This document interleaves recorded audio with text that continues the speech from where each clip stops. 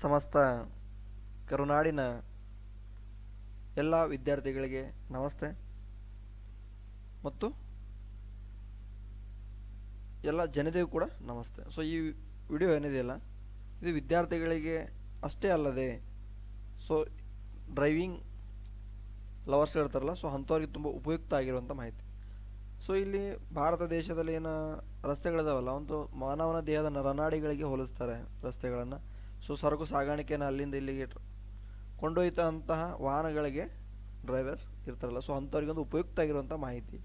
So ಮತ್ತು ಇನ್ನೊಂದು ಏನಪ್ಪ ಅಂದರೆ, ಸೊ ಕಾರ ಡ್ರೈವಿಂಗ್ ಆಗಿರ್ಬೋದು, ಮತ್ತು Tata A C any one ಯಾವುದೇ ಒಂದು ಗೂಡ್ಸ್ ಗಾಡಿ ಡ್ರೈವಿಂಗ್ ಆಗಿರ್ಬೋದು, ಲೈಸೆನ್ಸ್ ಆಗಿರ್ಬೋದು. ಮತ್ತು ಎಷ್ಟೋ ವಿದ್ಯಾರ್ಥಿಗಳ ಕನಸು ಮತ್ತು ಎಷ್ಟೋ ಅಣ್ಣಂದಿರ ಕನಸು ಏನಾಗಿರುತ್ತಪ್ಪ ಅಂದರೆ ಬಸ್ ಡ್ರೈವಿಂಗನ್ನು ಮಾಡಬೇಕು, ಸೊ ಡ್ರೈವರ್ ಆಗಬೇಕು ಅಂತ ಕನಸಿರುತ್ತೆ. ಸೊ ಅಂಥವ್ರು ಎಲ್ಲರಿಗೂ ಕೂಡ ಈ ವಿಡಿಯೋದಲ್ಲಿ ಮಾಹಿತಿ ನಾನು ತಿಳಿಸ್ಕೊಡ್ತಿದ್ದೀನಿ. ಸೊ ಏನಂದರೆ, ಇಲ್ಲಿ ಉಚಿತ ವಾಹನ ತರಬೇತಿ ಯೋಜನೆ. ಸೊ ನೀವು ದುಡ್ಡು ಕೊಟ್ಟು 6,000 7,000 10,000 ತನಕ ದುಡ್ಡು ತೊಗೊಂಡು ಅವರು ಕೋಚಿಂಗನ್ನು ಕೊಡ್ತಾರೆ, ಅಂದರೆ ನಿಮ್ಮ ಡ್ರೈವಿಂಗನ್ನು ಕಲಿಸೋ ಕೋಚಿಂಗ್ ಕೊಡ್ತಾರೆ. ಸೊ ಇದು ಯೋಜನೆ ಏನಂದರೆ ಸರ್ಕಾರ ವತಿಯಿಂದನೇ ತೊಗೊಂಡು ಬಂದಿರುವಂಥ ಒಂದು ಯೋಜನೆ ಆಗಿದೆ. ಸೊ ಇಲ್ಲಿ ಅರ್ಜಿ ಸಲ್ಲಿಸೋ ದಿನಾಂಕ ಕೂಡ ನೋಡ್ಬೋದು ನೀವು, 31/1/2024. ಇನ್ನೂ ಒಂದು ತಿಂಗಳು ಕಾಲಾವಕಾಶ ಇದೆ. ಸೊ ಎಲ್ಲರೂ ಇಲ್ಲಿ ಅರ್ಜಿನ ಸಲ್ಲಿಸಬಹುದು. ಸೊ ಇಲ್ಲಿ ಮತ್ತು ಇನ್ನೊಂದು ಏನಪ್ಪ ಅಂದರೆ, ಊಟ ವಸತಿ ಕೂಡ ಫ್ರೀ ಇರ್ತಕ್ಕಂಥದ್ದು. ಸೊ ಕರ್ನಾಟಕದ ಕಿರೀಟಾಗಿರುವಂಥ ಬೀದರ್ವರೆಗೂ ವಿದ್ಯಾರ್ಥಿಗಳು. ಸೊ ಇಲ್ಲಿ ಫಸ್ಟು ಏಜ್ ಏನಿದೆಯಲ್ಲ 18ರಿಂದ 45 ವರ್ಷ ಅಂತಿದೆ. ಸೊ 18ರ ಮೇಲ್ಪಟ್ಟವರು ಮತ್ತು 45 ಒಳಗಡೆ ಎಲ್ಲ ಅಭ್ಯರ್ಥಿಗಳು. ಮತ್ತು ಅಲ್ಲಿ ಹೋಗಿ ದೂರ ಇದ್ದರೆ ಏನಾಗುತ್ತೆ, ಎಷ್ಟೋ ವಿದ್ಯಾರ್ಥಿಗಳು ದೂರ ಇದೆ ಹೆಂಗೆ ಹೋಗೋದು ಅಂತ ತಿಳ್ಕೊಂಡು ನೋಡ್ತಿರ್ತಾರೆ. ಸೊ ಅಂಥವ್ರಿಗೆ ಊಟ ವಸತಿ ಕೂಡ ಫ್ರೀಯಾಗಿ ಸರ್ಕಾರನೇ ಕೊಟ್ಟಿರುವಂಥದ್ದು. ಸೊ ಅದನ್ನು ಮಾಹಿತಿನ ಈ ವಿಡಿಯೋದಲ್ಲಿ ತಿಳ್ಕೊಳ್ಳೋಣ. ಸೊ ಇನ್ನೂ ಯಾರು ಅಲ್ಲಿನ ಚಾನಲ್ ಸಬ್ಸ್ಕ್ರೈಬ್ ಮಾಡ್ಕೊಳ್ಳಿ, ತಪ್ಪದೆ ಸಬ್ಸ್ಕ್ರೈಬ್ ಮಾಡ್ಕೊಳ್ಳಿ. ಸೊ ಸಬ್ಸ್ಕ್ರೈಬ್ ಮಾಡ್ಕೊಳ್ಳಿ, ಲೈಕ್ ಮಾಡಿ, ನಿಮಗೇನೋ ಇಷ್ಟ ಅನಿಸಿದ್ರೆ ಮಾಡ್ಕೊಳ್ಳಿ, ಇಲ್ಲಾಂದರೆ ಬೇಡ. ಬಟ್ ವಿಡಿಯೋನ ಕೊನೆ ತನಕ ನೋಡ್ಕೊಂಡು ಇದ್ರ ಸದುಪಯೋಗ ಪಡ್ಕೊಳ್ಳಿ. ವಿಡಿಯೋ ತುಂಬ ದೊಡ್ಡದಾಗಿರುತ್ತೆ. ಏನಕ್ಕಪ್ಪ ಅಂತಂದರೆ ಸಾಕಷ್ಟು ಮಾಹಿತಿಯನ್ನು ತಿಳಿಸ್ಕೊಡ್ತೀವಿ. ಸೊ ಇಲ್ಲಿ ಒಂದೊಂದಾಗಿ ಅರ್ಹತೆ ಆಗಿರ್ಬೋದು ಮತ್ತು ಅರ್ಹತೆ ಆಗಿರ್ಬೋದು. ಸೊ ಲಘು ಅಂದರೆ ಬಸ್, ಟ್ಯಾಕ್ಸಿ ಈ ಥರ ಏನು ಬರುತ್ತೆ, ಬಸ್ ಬಿಟ್ಟು ಟ್ಯಾಕ್ಸಿ, ಗೂಡ್ಸ್ ವಾಹನ ಆಗಿರ್ಬೋದು, ಕಾರ್, ಇದಕ್ಕೆ ಬೇರೆ ಥರದ ಒಂದೊಂದು ದಾಖಲಾತಿಗಳಿದ್ದಾವೆ. ಮತ್ತು ಬಸ್ಸಿಗೆ ಒಂದು ಬೇರೆ ದಾಖಲಾತಿಗಳಿದೆ. ಸೊ ಎಲ್ಲವೂ ಒಂದು 10 ನಿಮಿಷನೂ ಟೈಮ್ ತೆಗೆದು ನೀವು ವಿಡಿಯೋ ನೋಡಿದ್ದೆ ಅದಲ್ಲಿ. ಸೊ ನಿಮ್ಮ ಮನೆಯಲ್ಲಿ ಯಾರಾದರೂ ಇದ್ದೇ ಇರ್ತಾರೆ, ಪುರುಷ ಮತ್ತು ಮಹಿಳೆ ಎಲ್ಲರೂ ಇದಕ್ಕೆ ಅರ್ಜಿನ ಸಲ್ಲಿಸ್ಬೋದು, ಎಲ್ಲರೂ ಇದಕ್ಕೆ ಡ್ರೈವಿಂಗನ್ನು ಪಡ್ಕೊಳ್ಳೋಕೆ ಹೋಗ್ಬೋದು. ಬನ್ನಿ ವಿಡಿಯೋನ ಸ್ಟಾರ್ಟ್ ಮಾಡೋಣ. ಸೊ ಇಲ್ಲಿ ಎಲ್ಲ ವಿದ್ಯಾರ್ಥಿಗಳು ಅಂದರೆ ಎಲ್ಲ ಜನತೆ, ನಮ್ಮ ಕರ್ನಾಟಕ ಜನತೆ ಎಲ್ಲರೂ ಅರ್ಜಿನ ಸಲ್ಲಿಸ್ಬೋದಾಗಿದೆ. ಸೊ ಇಲ್ಲಿ ಉಚಿತವಾಗಿ ಲಘು ಅಂದರೆ ಸಣ್ಣ ಲೈಸೆನ್ಸ್ ಅಂದರೆ ಕಾರ್ಗಳು ಬರ್ತಕ್ಕಂಥ, ಭಾರಿ ವಾಹನ ಅಂದರೆ ದೊಡ್ಡ ಡ್ರೈವಿಂಗ್ ಅಂದರೆ ಈ ದೊಡ್ಡ 12, 16, 20 ಟೈರ್ ವೆಹಿಕಲ್ ಇರ್ತಾವಲ್ಲ, ಸೊ ಅಂಥವಕ್ಕೆ ಬರ್ತಕ್ಕಂಥದ್ದು. ಸೊ ಇಲ್ಲಿ ನೆಕ್ಸ್ಟ್ ನೋಡ್ಬೋದು ನೀವು ಅರ್ಹತೆ ನೋಡೋಣ. ಫಸ್ಟ್ ಅಂದರೆ ನಾವು ಅಪ್ಲಿಕೇಶನ್ ಸಲ್ಲಿಸ್ಬೇಕಂದ್ರೆ ಫಸ್ಟ್ ಅರ್ಹತೆ ಮೋಸ್ಟ್ ಇಂಪಾರ್ಟೆಂಟ್ ಆಗುತ್ತೆ.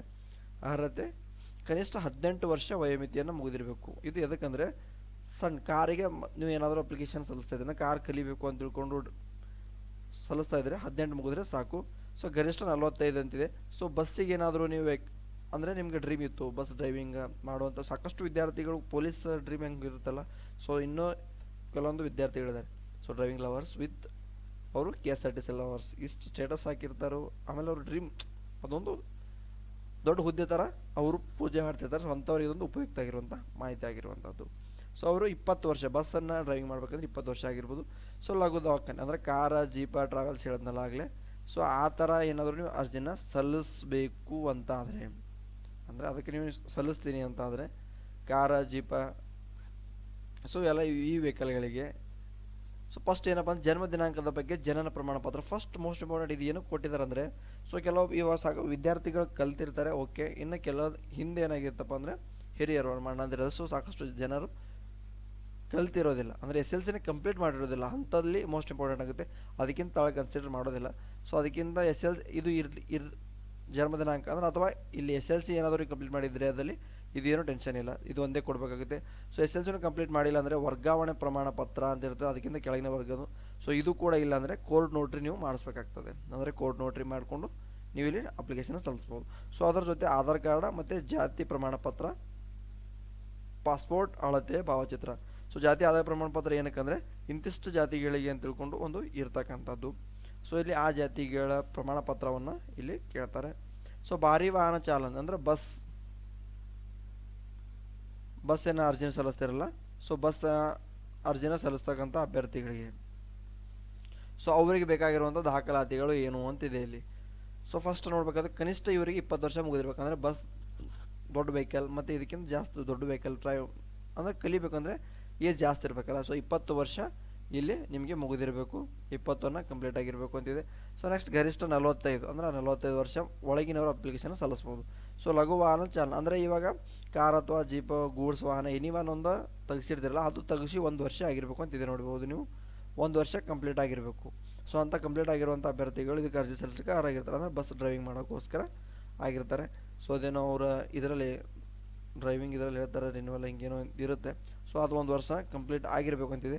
ಸೊ ಜನ್ಮ ದಿನಾಂಕದ ಬಗ್ಗೆ ಆ್ಯಸ್ ಇಟ್ ಇಸ್ SLC ನಾವು ಕಂಪ್ಲೀಟ್ ಆದರೆ ಪರವಾಗಿಲ್ಲ, ಬಟ್ ಅದು ಏನೂ ಇರಲಿಲ್ಲ ಅಂದರೆ ಕೋರ್ಟ್ ನೋಟ್ರಿನ ಮಾಡ್ಕೋಬೇಕಾಗುತ್ತೆ. ಅದ್ರ ಜೊತೆ ಆಧಾರ್ ಕಾರ್ಡ್, ಜಾತಿ ಆದಾಯ ಪ್ರಮಾಣ ಪತ್ರ ಮತ್ತು ಪಾಸ್ಪೋರ್ಟ್ ಸೈಜ್ದ 5 ಭಾವಚಿತ್ರಗಳನ್ನು ನೀವು ಸಲ್ಲಿಸಬೇಕಾಗ್ತದೆ. ಸೊ ನೆಕ್ಸ್ಟ್ ನೋಡ್ಬೋದು ನೀವು ಇಲ್ಲಿ ಯಾರ್ಯಾರಿಗೆ ಅರ್ಜಿನ ಸಲ್ಲಿಸಲಿಕ್ಕೆ ಅರ್ಹರಾಗಿರ್ತಾರಪ್ಪ ಅಂದರೆ ಪರಿಶಿಷ್ಟ ಜಾತಿ ಉಪಯೋಜನೆ ಆಗಿರುವಂಥ SC SP TSP ಯೋಜನೆ ಅಡಿ ಪರಿಶಿಷ್ಟ ಜಾತಿಯಾಗಿರುವಂಥ SC ಮತ್ತು SSC, ಪರಿಶಿಷ್ಟ ST ಅಭ್ಯರ್ಥಿ SC ST ಅಭ್ಯರ್ಥಿಗಳು ಅರ್ಜಿ ಸಲ್ಲಿಸಲಿಕ್ಕೆ ಒಂದು ಉಚಿತ ಒಂದು ಲಘು ಆಗಿರ್ಬೋದು ಭಾರಿ ಆಗಿರ್ಬೋದು ವಾಹನ ಚಾಲನಾ ತರಬೇತಿ ಪಡೆಯೋಕ್ಕೋಸ್ಕರ ಅವರು ಅರ್ಹರಾಗಿರ್ತಾರೆ. ಸೊ ಇಲ್ಲಿ ಅವರೇ ಒಂದು ನಿಮಗೆ ಏನು ಕೊಡ್ತಾರಪ್ಪ ಅಂದರೆ ಕಲ್ತ ಮೇಲೆ ಒಂದು ಸರ್ಟಿಫಿಕೇಟನ್ನು ಕೊಡ್ತಾರೆ. ಸೊ ಅದನ್ನು ತೊಗೊಂಡು ನೀವು ಮುಂದೆ ಡ್ರೀಮ್ ಆಗಿರುವಂಥ ಒಂದು ಜಾಬ್ಗೆ ನೀವು ಅದು ಅಲ್ಲಿ ಅಪ್ಲಿಕೇಶನ್ ಸಲ್ಲಿಸುವಾಗ ಅದು ಹಾಕಬೇಕಾಗುತ್ತೆ. ಮತ್ತು ಡ್ರೈವಿಂಗ್ ಲೈಸೆನ್ಸ್ ಕೂಡ ನಿಮಗೆ ಈಸಿಯಾಗಿ ಬಂದುಬಿಡುತ್ತೆ. ಸೊ ಇಲ್ಲಿ ಏನಂತ ಮಾಡಿದಾರಪ್ಪ ಅಂದರೆ ಬೆಂಗಳೂರು ಮಹಾನಗರ ಪಾಲಿಕೆ ಸಾರಿಗೆ ಮೊದಲು ಬಂದವರಿಗೆ ಮೊದಲ ಆದ್ಯತೆ, ಅಂದರೆ ವಿದ್ಯಾರ್ಥಿಗಳು ಸಾಕಷ್ಟು ಜನ ಬಂದರೆ ಸೊ ಇಲ್ಲಿ ಒಟ್ಟು 30 ದಿನಗಳಿದೆಯಲ್ಲ, ಸೊ ಮೊದಲು ಒಂದೊಂದು ಟೀಮನ್ನು ಮಾಡಿಕೊಂಡು ಅಲ್ಲಿ ನಿಮಗೆ ತರಬೇತಿಯನ್ನು ಕೊಡ್ತಕ್ಕಂಥದ್ದು. ಮೊದಲು ಬಂದವರಿಗೆ ಒಂದೊಂದು ಟೀಮ್ ಮಾಡ್ಕೊಂಡು ಮೊದಲು ಬಂದವರಿಗೆ ಮೊದಲ ಆದ್ಯತೆ. ಸೊ 31 ಇದೆ ಅಂತ ತಿಳ್ಕೊಂಡು ನೆಗ್ಲೆಕ್ಟ್ ಮಾಡೋಕೆ ಹೋಗ್ಬೇಡಿ. ಸೊ ಆಲ್ಮೋಸ್ಟ್ ಅಪ್ಲಿಕೇಶನ್ ಸಲ್ಲಿಸಿದನ್ನು ನೀವು ಸದುಪಯೋಗನ ಪಡ್ಕೋಬೋದಾಗಿದೆ. ಸೊ ಒಟ್ಟು ಎಷ್ಟು ದಿನಗಳಾದರೆ 30 ದಿನಗಳ ಇದಕ್ಕೆ ತರಬೇತಿಯನ್ನು ಕೊಡ್ತಾರೆ. ಮತ್ತು ವಸತಿ ಮತ್ತು ಊಟ ಆಗಲೇ ಹೇಳೋದ್ನಲ್ಲ, ಸೊ ಈ ಕರುನಾಡಿನ ಯಾವುದೇ ಜಿಲ್ಲೆಯಿಂದ ಕೂಡ ನೀವು ಹೋಗಬಹುದು. ಕಲಬುರಗಿ ಆಗಿರ್ಬೋದು, ಬೀದರ್ ಆಗಿರ್ಬೋದು, ವಿಜಯಪುರ ಆಗಿರ್ಬೋದು, ಯಾದಗಿರಿ, ರಾಯಚೂರು, ಬಾಗಲಕೋಟೆ, ಬೆಳಗಾವಿ, ಧಾರವಾಡ, ಗದಗ, ಕೊಪ್ಪಳ, ಬಳ್ಳಾರಿ, ಸೊ ದಾವಣಗೆರೆ, ಹಾವೇರಿ, ಉತ್ತರ ಕನ್ನಡ ಆಗಿರ್ಬೋದು, ಶಿವಮೊಗ್ಗ ಆಗಿರ್ಬೋದು, ಚಿತ್ರದುರ್ಗ ಆಗಿರ್ಬೋದು, ತುಮಕೂರು ಆಗಿರ್ಬೋದು, ದಾವಣಗೆರೆ ಆಗಿರ್ಬೋದು. ಸೊ ಇವು ದೂರ ಇರತಕ್ಕಂಥ ಜಿಲ್ಲೆಗಳು, ಬೆಂಗಳೂರಿಗೆ ದೂರ ಇರತಕ್ಕಂಥ ಜಿಲ್ಲೆಗಳು. ಸೊ ಇಷ್ಟು ವಿದ್ಯಾರ್ಥಿಗಳಿಗೆ ಕೂಡ ಉಪಯುಕ್ತ ಆಗುವಂಥ ಒಂದು ಇದರಲ್ಲಿ ಏನಪ್ಪ ಅಂದರೆ ವಸತಿ ಕೂಡ ಮತ್ತು ಊಟೋಪಚಾರದ ವ್ಯವಸ್ಥೆ ಇದೆಲ್ಲ ಇದು ತುಂಬ ನಮ್ಮ ವಿದ್ಯಾರ್ಥಿಗಳಿಗೆ ಉಪಯುಕ್ತ ಆಗ್ತದೆ.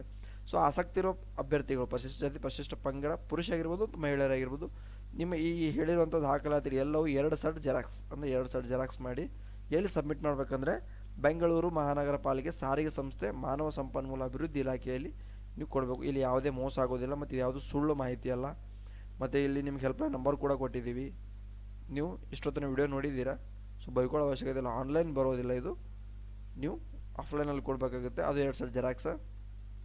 ಸೊ ಒಂದು ಸಾರಿ ಯೋಚನೆ ಮಾಡಿ, ಅಲ್ಲಿ ಹೋಗಿ ಕೊಡೋದ್ರಿಂದ ನೀವು ಊಟ ವಸತಿ ಫ್ರೀ ಬರುತ್ತೆ ಮತ್ತು ನೀವು ಇಲ್ಲಿ ಕಲಿತಕ್ಕಂಥ ಅಮೌಂಟ್ ಕೂಡ ಉಳಿತದೆ. ಸೊ 3ನೇ ಮಾಡಿ ಶಾಂತಿನಗರ ಬಸ್ ನಿಲ್ದಾಣದಲ್ಲಿ ನೀವು ಕೊಡಬೇಕಾಗ್ತದೆ. ಸೊ ದಿನಾಂಕ ಅಲ್ಲಿದ್ದ ಕೊಡುವಂಥ ದಿನಾಂಕ ಯಾವಾಗ ಅಂದರೆ 31/1/2024 1 ತಿಂಗಳ ಕಾಲಾವಕಾಶ ಇರತಕ್ಕಂಥದ್ದು. ಸೊ ಮೊದಲು ಬಂದವರಿಗೆ ಮೊದಲ ಆದ್ಯತೆ ಏನಿದೆ, ಆಸಕ್ತಿ ಹೊಂದವರು ತಪ್ಪದೆ ಕೊಡಬೇಕು. ಸೊ ಇಲ್ಲಿ ಹೆಚ್ಚಿನ ಮಾಹಿತಿಗಾಗಿ ಈ ವೆಬ್ಸೈಟ್ ಮುಖಾಂತರ ನೀವು ತಿಳ್ಕೊಬೋದಾಗಿದೆ www.mybmtc.gov.in ಅಂತ ತಿಳ್ಕೊಂಡು. ಸೊ ದೂರವಾಣಿ ಸಂಖ್ಯೆ ಯಾರ್ಯಾರು ಕಾಲ್ ಮಾಡಿ ಫ್ರೀನ ಟೈಮ್ ವೇಸ್ಟ್ ಮಾಡ್ತಿರ್ತೀರ, ಸೊ ಈ ನಂಬರ್ಗಳಿಗೆ ಕಾಲ್ ಮಾಡಿ ಬರ್ಕೊಳ್ಳಿ. ಈ ನಂಬರ್ಗೆ ಕಾಲ್ ಮಾಡಿ. ಸೊ ನೀವು ಕಾಲ್ ಮಾಡೋದ್ರಿಂದ ಸಂಪೂರ್ಣ ಮಾಹಿತಿ ನಾನು ತಿಳಿಸ್ಕೊಟ್ರೋಕ್ಕಿಂತ ಮಾಹಿತಿ ಕೂಡ ನಿಮ್ಗೆ ಜಾಸ್ತಿ ಸಿಗುತ್ತೆ. ಸುಳ್ಳು ನಿಜನೋ ಅಂತ ತಿಳ್ಕೊಂಡು ಅದು ಕೂಡ ನಿಮಗೆ ಗೊತ್ತಾಗ್ತದೆ. ಸೊ ಇಷ್ಟು ಕೊಟ್ಟಿರುವಂಥ ನಂಬರ್ಗಳು ಅಷ್ಟು 6 ನಂಬರ್ಗಳಿದ್ದಾವೆ. 6 ನಂಬರ್ಗಳಲ್ಲಿ ನಿಮ್ಗೆ ಮನಸ್ಸಿಗೆ ಬಂದಿರುವಂಥ ಒಂದು ನಂಬರ್ಗೆ ಕಾಲ್ ಮಾಡಿ ನೀವು ಇದರ ಮಾಹಿತಿನ ಪಡ್ಕೋಬೋದು. ಸೊ ನೆಗ್ಲೆಕ್ಟ್ ಮಾಡೋಕ್ಕೆ ಹೋಗಬೇಡಿ, ತಪ್ಪದೇ ಅರ್ಜಿನ ಸಲ್ಲಿಸಿ. ಎಲ್ರಿಗೂ ಒಳ್ಳೆಯದಾಗಲಿ. Thanks for watching. ಕೊನೆಯವರೆಗೂ ವಿಡಿಯೋ ನೋಡಿದ್ದಕ್ಕಾಗಿ ತುಂಬ ಹೃದಯದ ಧನ್ಯವಾದಗಳು.